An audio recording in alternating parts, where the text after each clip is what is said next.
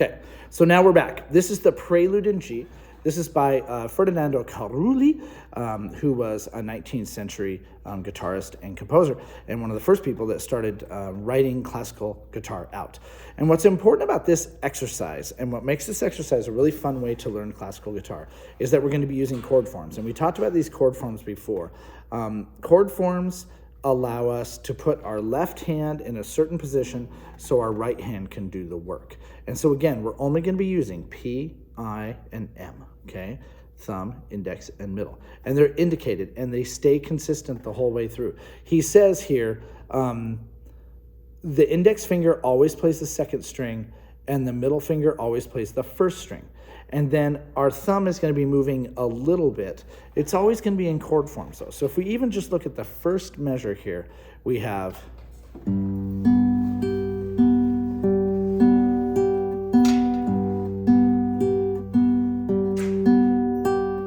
We're just playing that chord form. So the thumb is on string 6, and then it's going to be on string 3. Those are both G's, okay, in an octave. So we have 6, 3, back to 6, 3, okay?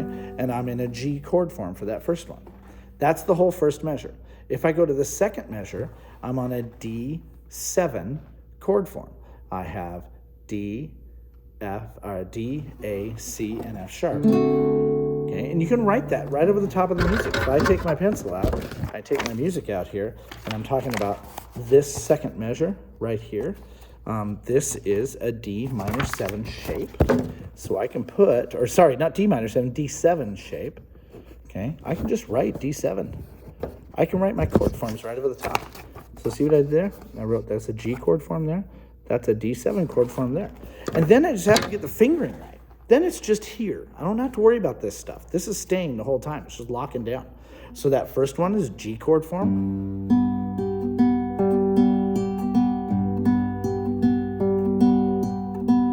Second one, D7.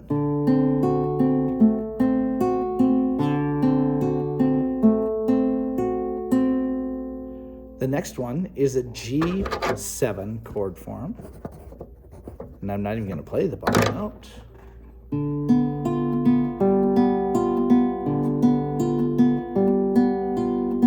The next one's a C chord form.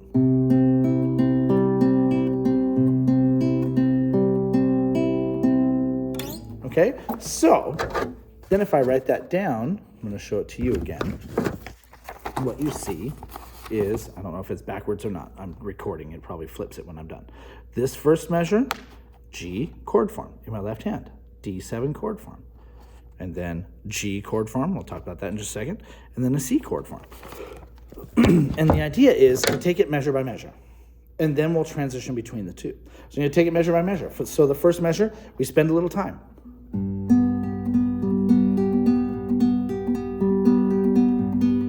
I'm just going to repeat that measure.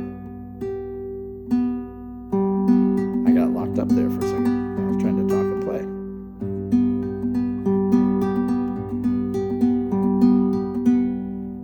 Okay. And then the next measure, D7.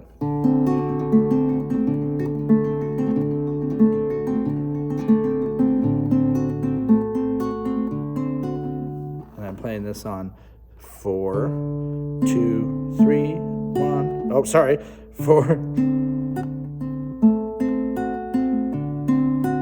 Sorry about that. It's the strings that I'm picking with my right hand are 4, 2, 1, 2, 3, 2, 1, 2, 4, 2, 1, 2, 3, 2, 1, 2. That's for the D7. Okay. Then on this G7, I'm not going to play way down here. I don't even have to finger a whole G7 chord. All I have to do is play this one. Okay? All I have to do is play that F, and I'm playing on string 4.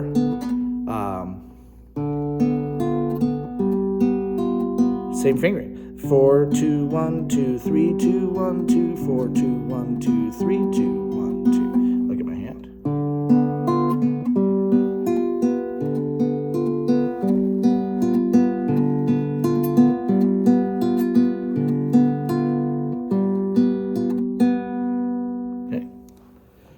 And And then the last one is C. We're going to switch to string 5. You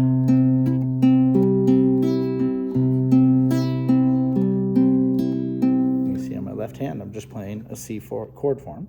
Okay, 0, 1, 0, 2, 3. All right. So the beginning, first 4 measures is, 1, 2, 1 E and a 2 E and a 3 E and a 4 E and a.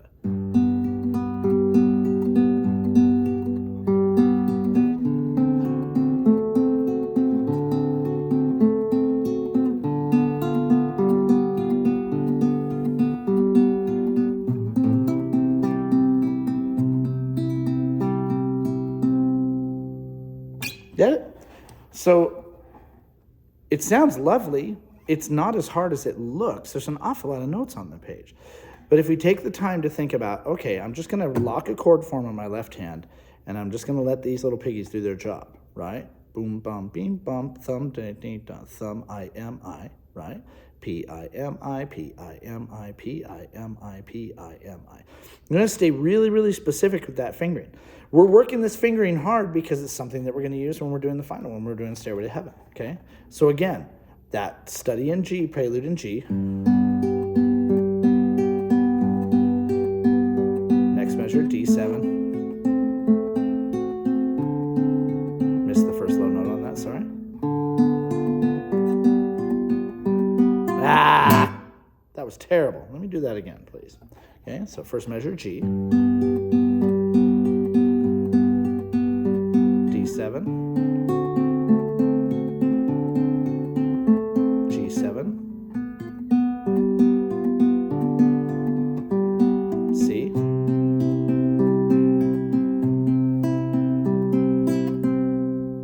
So let's just mark the rest of these chord forms. So now we're going to go to measure 5, the third line. That is an A minor chord form. And then the next one is another G chord form. I'll show you these in just a minute. The next one is another D7 chord form. The next one is another G chord form. And this has 2 chords in one measure. So this is measure 8. We have a G chord form, and it stays.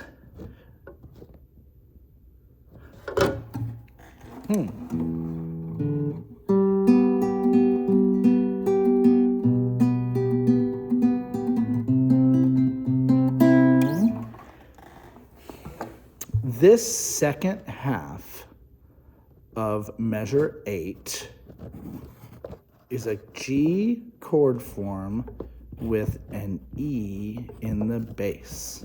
Okay, I'm going to show you what that looks like right now. That one right there is a G chord form, but it has this E in the bass, string 5, fret 2. String 5, fret 2. So that G chord form,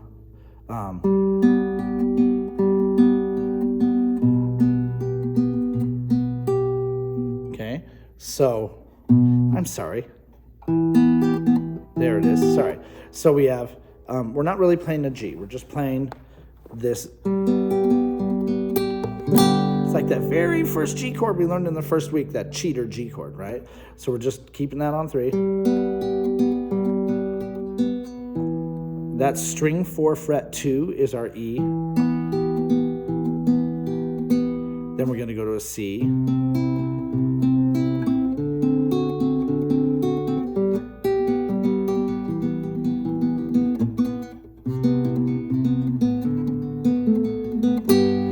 Finish on G. So this last section, honestly, I would say that this section from 8 through 11, we have 2 chords in each measure and it repeats. It's what's called a sequence. Let's not even worry about really diving into that. If you want to, please do, okay? Again, just for a recap, it's this G, right? Okay, so again, that note is on string 4, fret 2, and E. So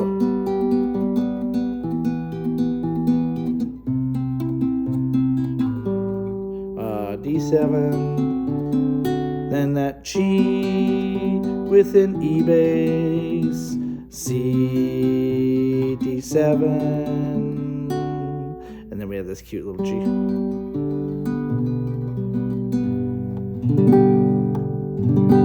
And that's the end of it. So G, and then G with an E bass, and then C, and then D7, and then it repeats G chord form, G with an E bass chord form, and then C, and then D7 with a chord form, and then we're in a G chord form the rest of the way up. So when we look at this then, and I'll leave this with Mrs. Keller so that she can look at it, we start with G to a D7. And then I can't read it upside down. G to a C.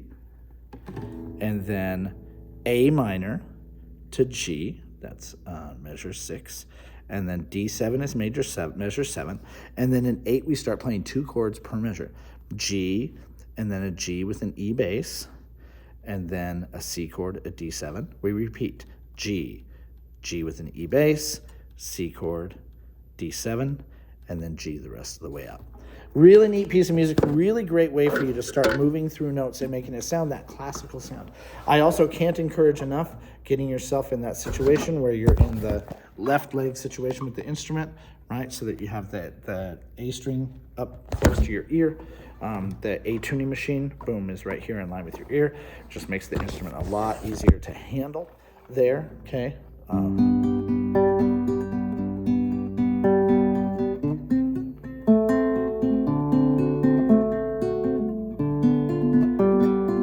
This is string measure 3, measure 4. Here's the A minor. Back to G. D7. Here's that G, G, C. I'm going to go back to that. That's measure 8, starting on that G.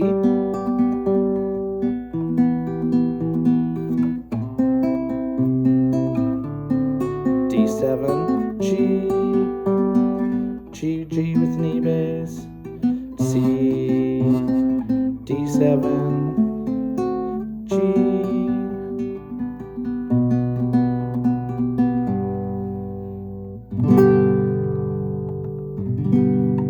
And that's the end of that.